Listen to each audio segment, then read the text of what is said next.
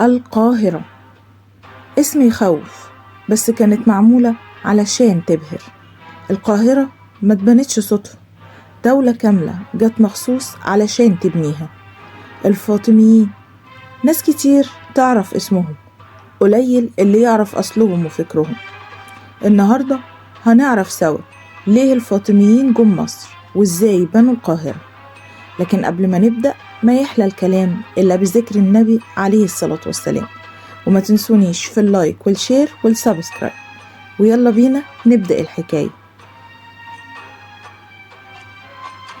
الفاطميين كانوا فرع من الشيعة الإسماعيلية، وقالوا إن نسبهم بيرجع للسيدة فاطمة الزهراء، ومن هنا خدوا اسمهم الفاطميين.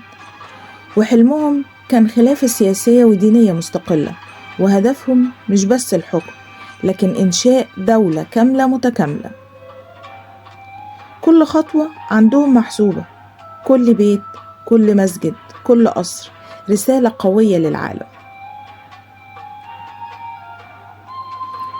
في البداية سيطروا على شمال أفريقيا من المغرب للجزائر لتونس، وبدأوا يحلموا بفتوحات أكبر. مصر وقتها كانت تحت حكم الإرشيديين، نظام ضعيف وفاسد، لحد ما جه القرار الأخضر سنة 969 ميلادي. القائد جوهر الصقلي دخل مصر مش بالسيف، لكن بالعقل والسياسة والذكاء، وهو كان قائد ذكي وسياسي محنك.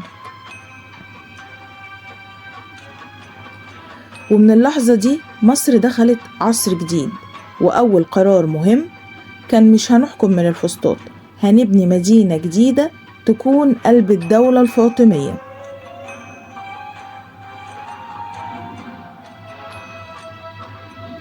شمال الفسطاط أرض مفتوحة وقريبة من النيل وسهلة التحصين. القاهرة اتخططت من الصفر، قصر للخليفة، أسوار، أبواب محصنة، مساجد، دواوين، أسواق، كل حاجة مترابطة. والمدينة في البداية ما كانتش للشعب، كانت للسلطة والخليفة وبس. والفكرة كانت مدينة تعكس قوة الدولة، حضارتها وأفكارها السياسية.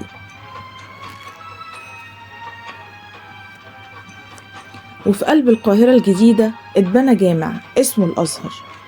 الأزهر اتبنى سنة 970 ميلادي، وكان هدفه الأول نشر المذهب الإسماعيلي الشيعي، وكان مكان للسياسة والدين مع بعض.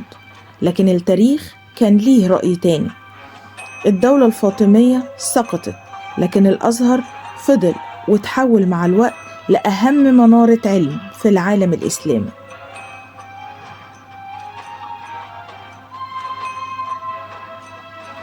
الفاطميين كانوا فاهمين حاجة مهمة، إن الحكم مش قوة وبس، الحكم صورة وهيبة وجمال. في عصرهم ظهر الفن والزخارف، المشربيات والاحتفالات الضخمة، حتى فانوس رمضان اللي لسه في بيوتنا لحد النهاردة بيرجع للعصر الفاطمي. مع الوقت الدولة الفاطمية بدأت تضعف، صراعات داخلية وأزمات اقتصادية ونفوذ وزراء أكتر من اللازم، لحد ما جه صلاح الدين الأيوبي سنة 1171 ميلادي وأنهى الحكم الفاطمي في مصر. لكن ما قدرش يمسح أثرهم.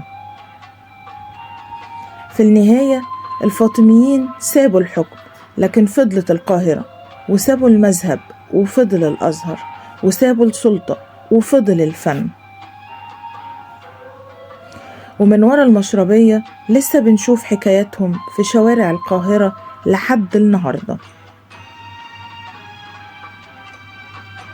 ودلوقتي عايزة أعرف رأيكم، يا ترى الفاطميين كانوا فعلا سابقين عصرهم ولا كانوا شطار سياسة؟ من ورا المشربية التاريخ بيحكي حكاية. يا ريت تدعمونا باللايك والشير، وهستنى رأيكم في الفيديو، واشوفكم في حكاية جديدة من ورا المشربية.